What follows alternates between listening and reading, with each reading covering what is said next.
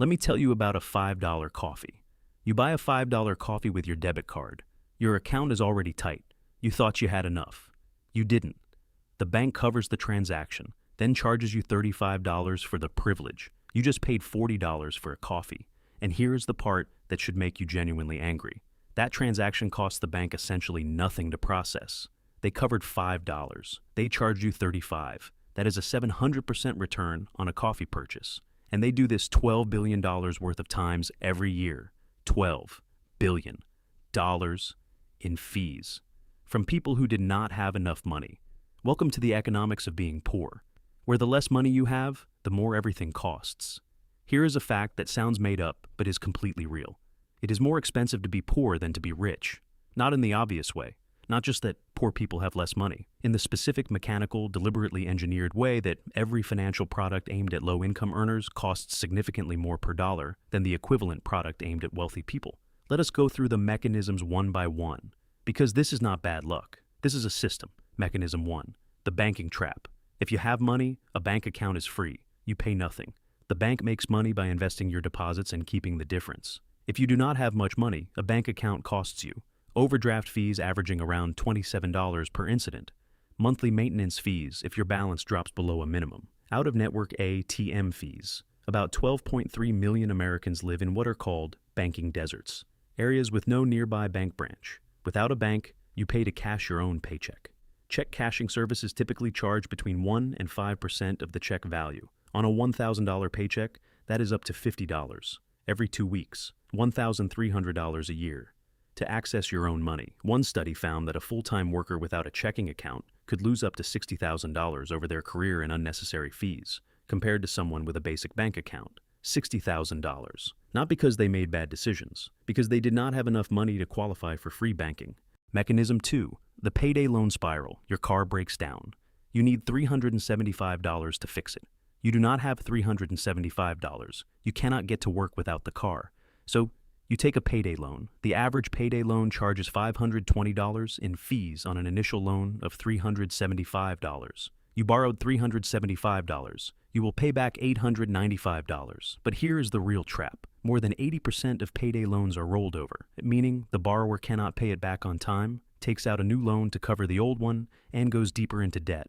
The loan was supposed to solve a one-time problem. Instead, it becomes a monthly subscription to poverty. There are more payday loan stores in the United States than there are McDonald's or Starbucks locations combined. Read that again. More payday lenders than McDonald's and Starbucks. In the wealthiest country in human history. Mechanism 3. The credit score catch-22. To get a loan at a reasonable interest rate, you need a good credit score. To build a good credit score, you need a history of borrowing and repaying. To borrow, you need to be approved for credit. To be approved for credit, you need a good credit score. If you have no credit history, which is disproportionately true for young people, immigrants, and people who have never had access to formal banking, you are locked out. Think of it like needing work experience to get your first job. But nobody will hire you without experience. So, you never get experience. Except this one follows you for life. So, you borrow from the only places that will lend to you. Payday lenders, rent-to-own stores, high-interest credit cards charging 30% interest per year. Every borrowing option available to someone with no credit history costs between 3 and 10 times more than the same borrowing option available to someone with a good score. Same human being, same need for money, different price, completely different outcome. And in some U.S. states, employers are legally allowed to run credit checks before hiring, so you cannot get a job because your credit is bad. And your credit is bad because you cannot get a job. The trap has a trap inside it. Mechanism 4. The poverty premium. Being poor costs more in ways most people never even think about. Buying in bulk is cheaper. Everyone knows this. But you need money up front to buy in bulk. If your budget is $40 a week for food, you cannot spend $80 on bulk items, even if they are cheaper long term. So you buy small quantities and pay more per item every time, for your entire life. Cheap accommodation is often far from employment centers, so you spend more on transport, or more on time that cannot be used to study, retrain, or build anything.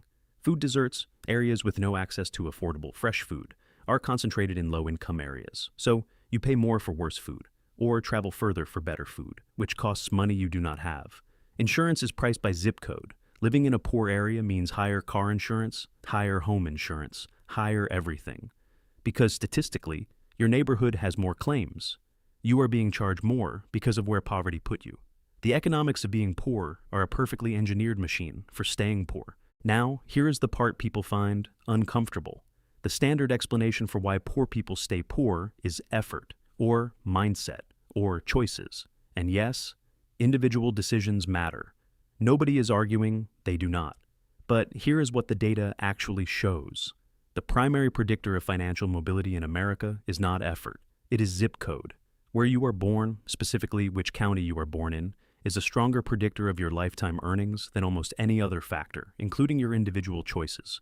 Children born into the bottom 20% of earners have less than a 10% chance of reaching the top 20% in their lifetime. Not because they are less talented, not because they work less hard, because the system charges them more for everything, pays them less for the same work, gives them worse schools, worse healthcare, worse infrastructure, and then charges them fees for being poor on top of it.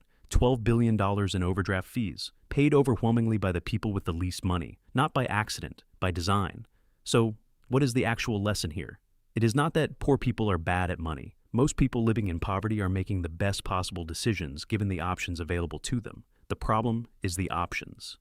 The financial system in its current form is not neutral. It is not a level playing field with winners and losers based on effort. It is a machine that extracts maximum value from minimum resources, and it is extraordinarily good at what it does. $12 billion a year, good. The question is not why poor people stay poor. The question is who benefits from them staying there. So here's what I want you to think about. Is the financial system failing poor people? A broken machine that nobody designed this way? Or is it working exactly as intended?